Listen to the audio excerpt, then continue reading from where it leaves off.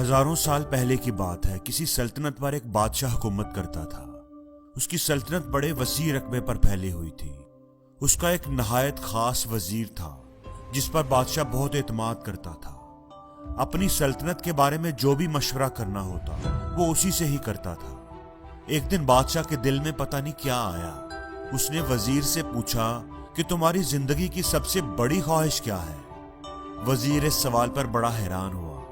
بادشاہ سلامت، میری تو بس یہی خواہش ہے کہ آپ کی خدمت میں ہی میری زندگی گزر جائے۔ بادشاہ اس کی بات سن کر مسکرایا۔ مجھے تمہاری وفاداری پر پورا یقین ہے، اس لیے اس بات کو رہنے دو۔ مجھے اپنی زندگی کی سب سے بڑی خواہش بتاؤ۔ وزیر تھوڑی دیر خاموش رہا اور پھر عاجزی سے بولا، بادشاہ سلامت، آپ ایک بہت بڑی اور شاندار سلطنت کے سلطان ہیں۔ مجھے آپ پر بڑا رشک آتا ہے اور کبھی کبھی میں سوچتا ہوں کہ اگر میں آپ کی سلطنت کے صرف 10ویں حصے کا ہی مالک ہوتا تو کتنا خوش نصیب ہوتا۔ بادشاہ یہ بات سن کر بے اختیار ہنس پڑا۔ تم 10ویں حصے کی بات کر رہے ہو؟ اگر میں اپنی آدھی سلطنت ہی تمہیں دے دوں تو کیسا رہے گا؟ وزیر یہ بات سن کر گھبرا گیا۔ بادشاہ سلامت، آپ تو ہمارے سلطان ہیں، آپ کے لیے تو ہماری جان بھی قربان۔ یہ آپ کیسی بات کر رہے ہیں؟ بادشاہ نے کہا کہ میں بالکل سنجیدہ ہوں۔ اگر تم آدھی سلطنت کے مالک بننا چاہتے ہو تو تمہیں ایک آزمائش سے گزرنا پڑے گا۔ بادشاہ نے کاتب کو بلایا اور 2 فرمان جاری کر دیے۔ پہلا فرمان یہ تھا کہ میری آدھی سلطنت اس وزیر کے نام کر دی جائے، اور دوسرا فرمان یہ تھا کہ اس وزیر کا سر قلم کر دیا جائے۔ وزیر یہ سب دیکھ کر پریشان ہو گیا۔ بادشاہ سلامت، مجھ پر رحم کریں، میں نے تو ساری زندگی آپ کی خدمت کی ہے۔ میں نے تو آپ کے کہنے پر ہی اپنی خواہش بیان کی تھی۔ آپ مجھے یہ سزا نہ دیں۔ بادشاہ نے کہا کہ میں تمہیں 30 دنوں کی مہلت دے رہا ہوں۔ ان 30 دنوں میں تم نے 3 سوالوں کے جواب تلاش کرنے ہیں۔ اگر تم کامیاب ہو گئے تو دوسرا فرمان یعنی موت کا فرمان کینسل ہو جائے گا اور تمہیں آدھی سلطنت مل جائے گی، اور اگر تم ناکام ہو گئے تو دوسرے فرمان کے مطابق 30 دن کے بعد تمہارا سر قلم کر دیا جائے گا۔ اب غور سے میری بات سنو۔ پہلا سوال یہ ہے کہ انسان کی زندگی کی سب سے بڑی سچائی کیا ہے؟ دوسرا سوال ہے کہ انسان کی زندگی کا سب سے بڑا دھوکہ کیا ہے؟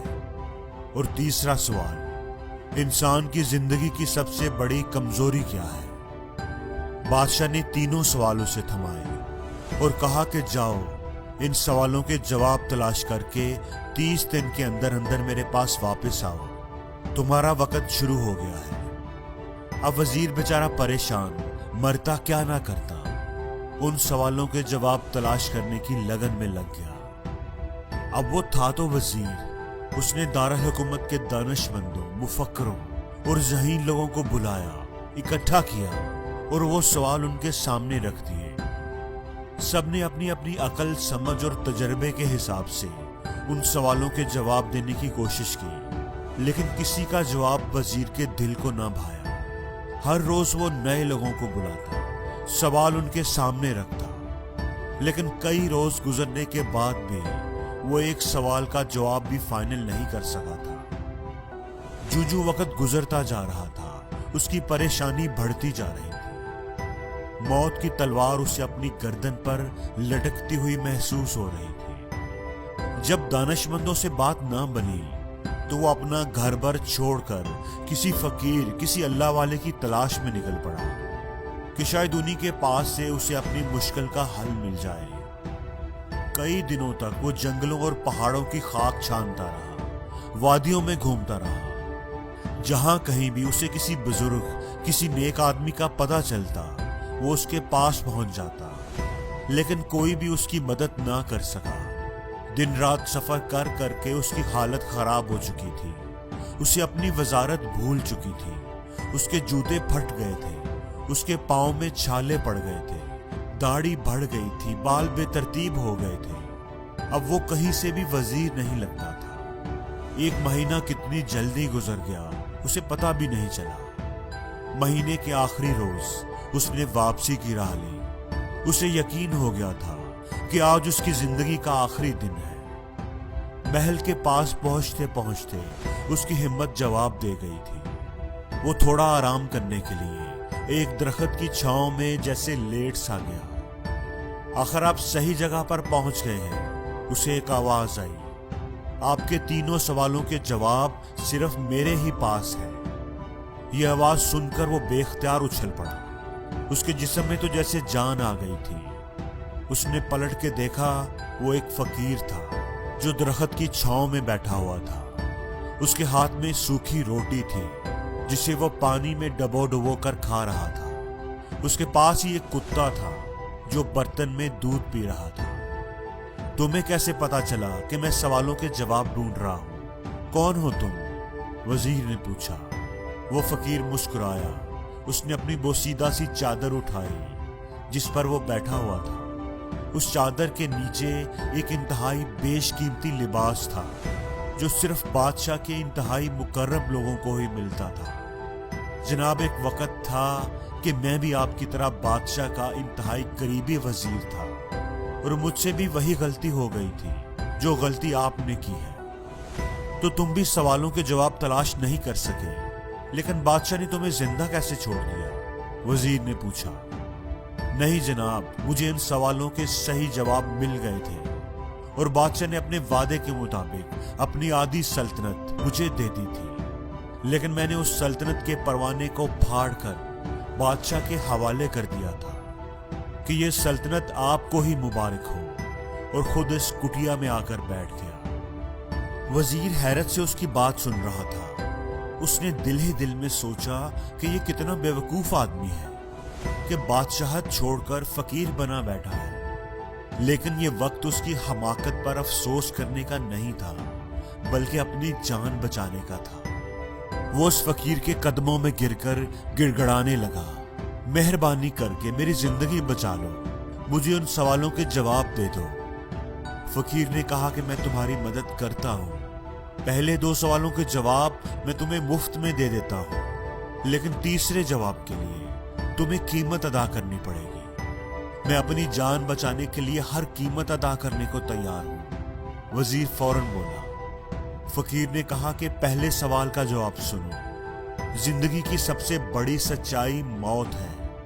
ہر کسی کو اس کا سامنا کرنا ہی پڑتا ہے، کوئی چاہے کتنا بھی طاقتور، امیر یا اثر و رسوخ والا کیوں نہ ہو، وہ اس سچائی سے نہیں بچ سکتا۔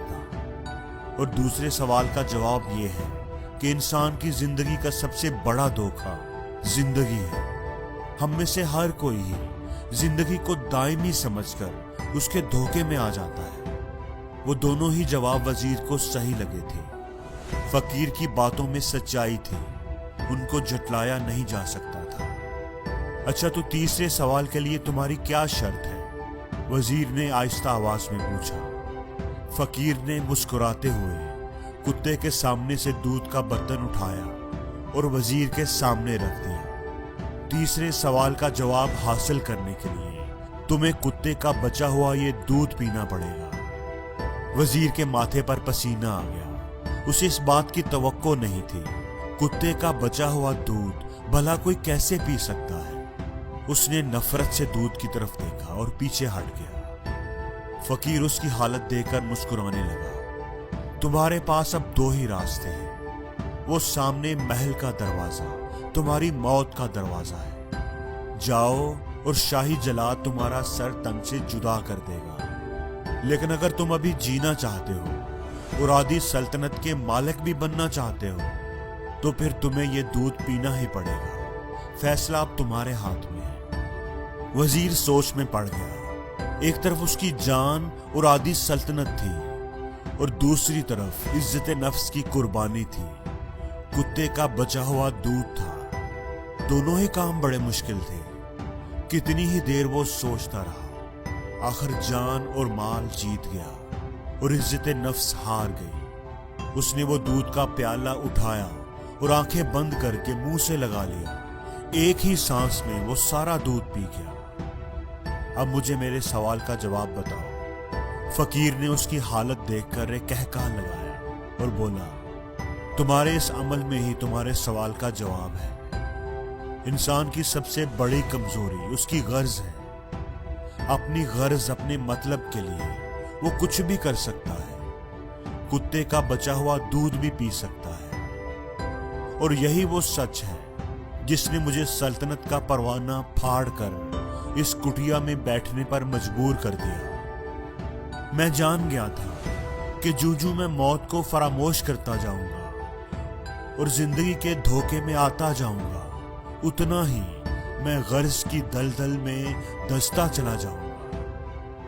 اور مجھے روز اس دلدل میں سانس لینے کے لیے غرض کا غلیظ دودھ پینا پڑے گا. تم بھی اگر زندگی کی ان تلخ حقیقتوں کو جان لو گے تو تمہاری زندگی بھی اچھی گزرے گی. وزیر شرمندگی کی حالت میں فقیر کی کٹیا سے باہر نکل آیا اور بادشاہ کے محل کی طرف چل پڑا. فقیر کی باتیں اس کے ذہن میں گھوم رہی تھی. اپنی عزت نفس کی قربانی دے کر اسے اپنے گھٹیا پن کا احساس ہو رہا تھا. اسے لگتا تھا کہ اس نے کوئی بہت بڑا جرم کیا ہے. اسے اپنی ذات سے نفرت محسوس ہو رہی تھی. دوستو، اس کہانی سے ہمیں ایک بہت بڑا سبق ملتا ہے. ہمیں زندگی کے ان بنیادی سوالوں پر ضرور غور کرنا چاہیے کہ ہم لوگ کہیں زندگی کے دھوکے میں آ کر غرض کے پیچھے تو نہیں بھاگ رہے. ہم کہیں اپنی موت کو فراموش تو نہیں کر بیٹھے. ہم کہیں اس کہانی کے وزیر تو نہیں بن گئے جو اپنی خواہشات کی دلدل میں دھنس کر غرض کا غلیظ پیالہ پینے پر مجبور ہے. اور زندگی میں ہر روز کچھ نیا سیکھو، نیا سوچو، نیا کرو، لرن کرو.